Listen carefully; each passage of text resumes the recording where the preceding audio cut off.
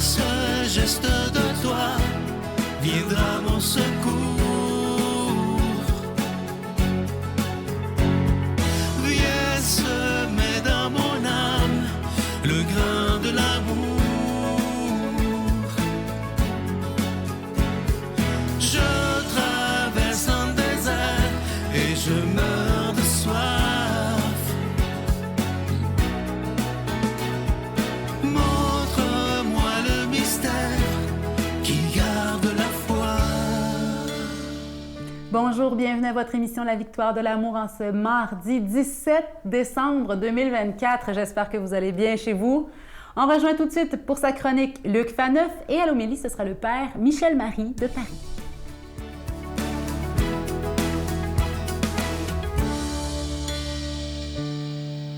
Je suis heureux de développer ma chronique, une question à la fois.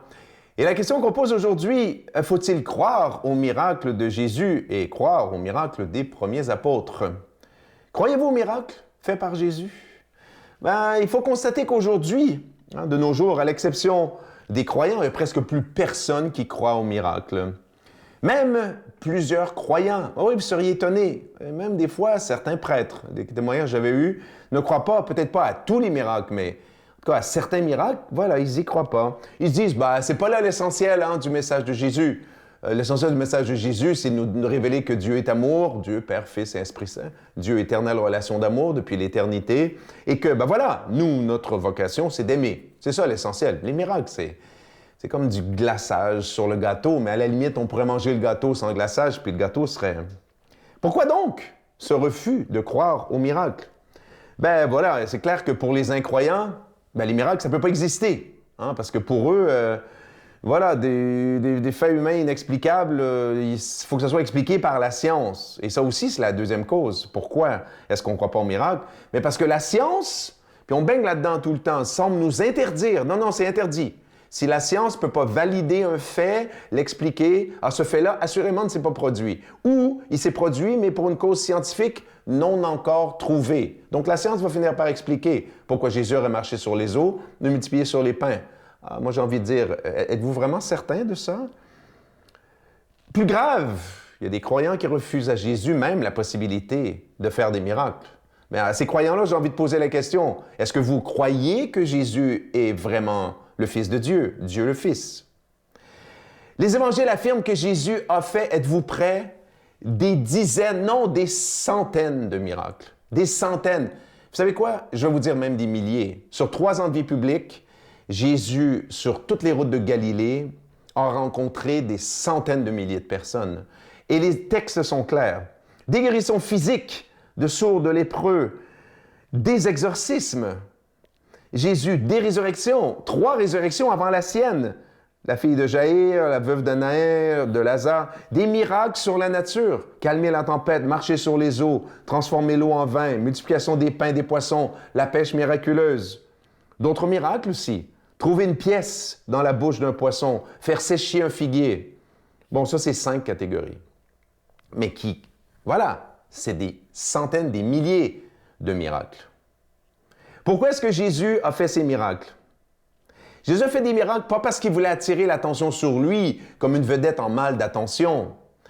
Oui, un peu attirer l'attention, mais pas tellement sur lui par gloire, par vanité. Jésus voulait que les bottines suivent les babines. Autrement dit qu'en voyant les gestes qu'il fait, les miracles, que ça donne plus de force encore à sa parole quand il prétendait qui est Dieu, comment il faut se comporter envers Dieu, et quand il osait dire, ô blasphème, qu'il était le Fils de Dieu. On peut se poser aussi la question, comment Jésus aurait-il été cru s'il n'avait pas fait des miracles? Est-ce que les gens auraient suivi par milliers comme ça, se seraient garrochés à ses pieds uniquement parce que, oh wow, cet homme, quand il parle de Dieu, ça nous donne envie de pleurer? Oui, il a attiré du monde, mais pas autant.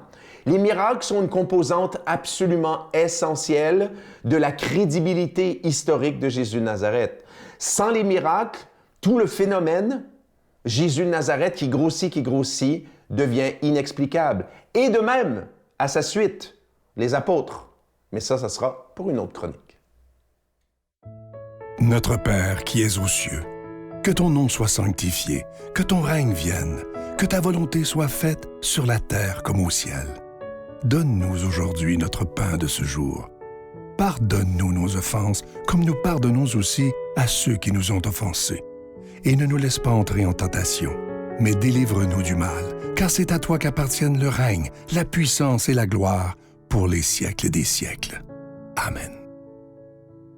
La Victoire de l'amour vous invite à célébrer 30 ans d'amour au Centre Vidéotron de Québec, le 24 mai 2025, de 13h à 17h.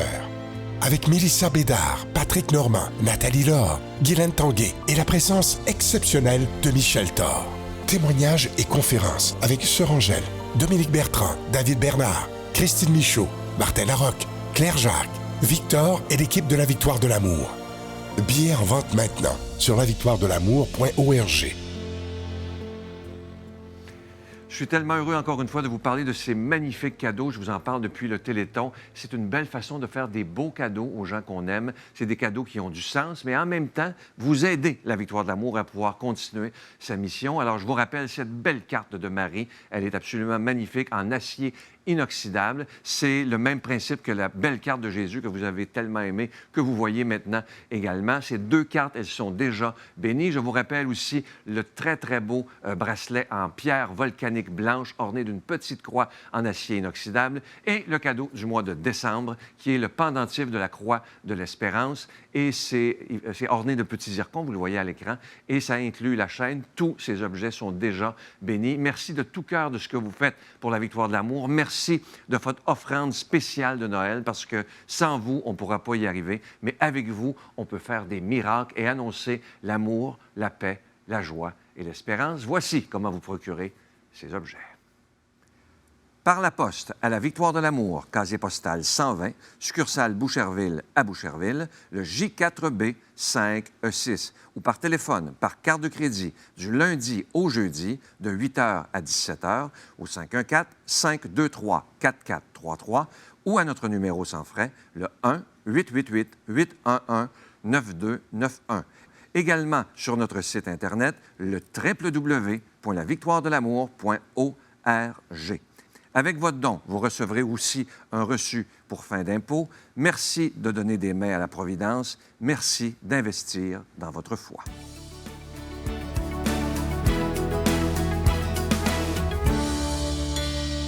Mon Dieu, donnez-moi la sérénité d'accepter les choses que je ne peux changer, le courage de changer les choses que je peux et la sagesse d'en connaître la différence.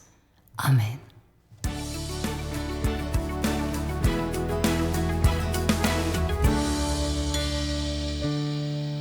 Amis du Québec et d'ailleurs, un grand bonjour.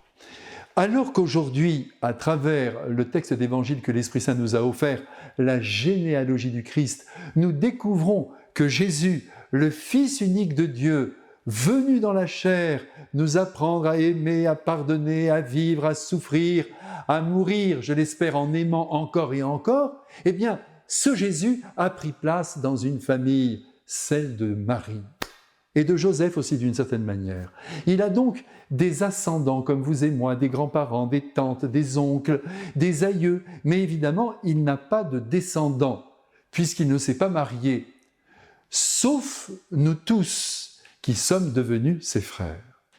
Beaucoup d'entre vous ont, grâce à Dieu, des descendants, des enfants, des petits-enfants, mais moi, comme le Christ et comme tous les prêtres du monde, je n'en ai pas, si ce n'est vous que j'aime et que je cherche à enfanter à Dieu par ma pauvre prière et je l'espère par quelques actes de bonté.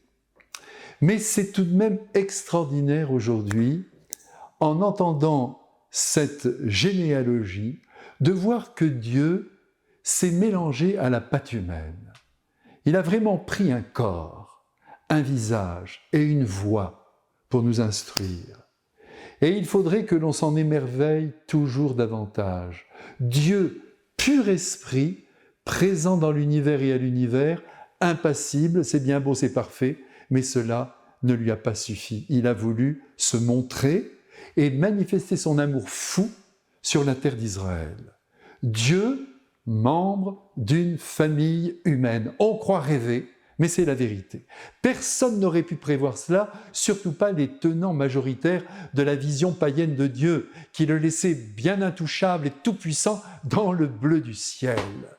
Oui, c'est vraiment fascinant de découvrir à travers le Christ la personnalité de Dieu. Et aujourd'hui, en ce 17 décembre, nous allons découvrir que non seulement Jésus avait une famille de sang, mais aussi une famille de cœur, c'est-à-dire des amis dont il était extrêmement proche, et notamment de Lazare, dont c'est la fête en ce jour. Jésus a donc honoré l'amitié, et par là, il nous invite à en faire autant. Il n'y a pas que le couple qui compte ici-bas. Bien sûr, la vie conjugale qui ouvre sur la famille est une réalité sublime. Mais l'amitié n'a pas pour autant à se tenir en arrière et à être dévalorisée. Si Jésus est entouré de femmes, d'abord, il est entouré par sa mère, puis par Marie-Madeleine, par Marthe et bien d'autres encore, il a des amis hommes, ses apôtres évidemment, et puis n'oublions pas d'une manière préférentielle le jeune Jean, le fils de Zébédée, et notre Lazare, que l'Église orthodoxe appelle avec justesse le juste Lazare, ou encore le mort des 4 jours. Bref, ce que Jésus a vécu, nous devons aussi le vivre. Il est notre exemple suprême. Il est dans la chair, nous sommes dans la chair, il a une famille, nous avons une famille, il a des amis, et je l'espère, nous avons des amis. Et pas seulement sur Facebook ou Instagram, mais de vrais amis en chair et en os, et parmi eux, 1 ou 2 amis intimes, comme on disait jadis, que nous entourons de tout notre amour. Des amis pour lesquels on serait prêt à donner notre vie. Et là, je viens à peine de paraphraser le verset magnifique que saint Jean a recueilli un jour des lèvres du Christ lui-même. Il n'y a pas de plus grand amour que de donner sa vie pour ses amis. Et Jésus le premier mettra en œuvre cette parole, nous le savons bien, puisque c'est à la suite de la résurrection de Lazare, précédé de ses pleurs devant la tombe, n'oublions jamais ce fait, car nous sommes malheureusement toujours trop insensibles dans la vie et même devant la mort, c'est à la suite de ce miracle que les chefs religieux, en apprenant le prodige, vont se déchaîner contre lui et fomenter son arrestation et sa mort. Et maintenant, le moment est venu de conclure. Soyons heureux d'avoir un corps, comme le Christ, même s'il est parfois difficile à maîtriser dans ses besoins. Mais aussi, soyons heureux d'avoir une âme capable d'aimer sans mesure, comme le Christ. Soyons heureux d'avoir une famille dont nous ne devons jamais avoir honte, comme le Christ, et d'avoir aussi des amis à aimer, comme le Christ, qui nous bénit à présent tous, qui que nous soyons. Amen. Je vous salue Marie, pleine de grâce. Le Seigneur est avec vous. Vous êtes bénie entre toutes les femmes, et Jésus, le fruit de vos entrailles, est béni. Sainte Marie, Mère de Dieu, priez pour nous pécheurs, maintenant et à l'heure de notre mort. Amen. Une belle image pour vous aujourd'hui. Si on met un diamant dans une boîte, ça devient une boîte à bijoux. Mais si on met des déchets, ça devient une poubelle. Faisons attention à ce qu'on met à l'intérieur de nous. Portons en nous l'amour, la joie, la vérité. Tournons-nous vers Dieu pour rayonner de sa lumière. Comme la Vierge Marie, j'en profite pour vous offrir la carte de la Vierge avec l'inscription où la Vierge nous parle. Elle nous dit « Mon enfant, je suis toujours près de toi et je t'aime. » En ces jours qui nous rapprochent de Noël, prions-la, c'est elle qui nous donne Jésus à Noël. L'amour, c'est pas se battre, c'est pas argumenter, c'est pas être accueilli. L'amour, c'est être accueilli, célébrer, écouter. Ça, c'est de l'amour.